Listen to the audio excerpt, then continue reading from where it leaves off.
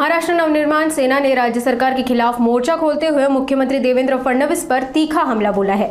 मनसे के प्रवक्ता गजानन काले ने आज एक पत्रकार परिषद में फडणवीस की तुलना आधुनिक स का पाटिल से करते हुए कहा कि वे मराठी जनभावनाओं को कुचलने का कार्य कर रहे हैं। संयुक्त महाराष्ट्राच्या लढ्याच्या वेळी मराठी माणसांवरती गोळीबार करणारा सका पाटील, त्या सका पाटलाचं आधुनिक भूमिका जर कोणी निभावत असेल तर ते आता महाराष्ट्राचे मुख्यमंत्री देवेंद्र फडणवीस आहेत। ज्या ठिकाणी अमराठी व्यापारी मोर्चा काढू शकतात त्याच ठिकाणी परवानगी घेऊन मोर्चा काढायला मात्र मराठी माणसाला या महाराष्ट्रात बंदी आहे। अटक सत्र सुरू आहे, लोकांवरती लाठ्याकाठ्या चालू आहेत। इतकी दडपशाही आणि दमनशाही जर महाराष्ट्र सरकार करत असेल तर मराठी जनता आणि महाराष्ट्र गप्प बसणार नाही।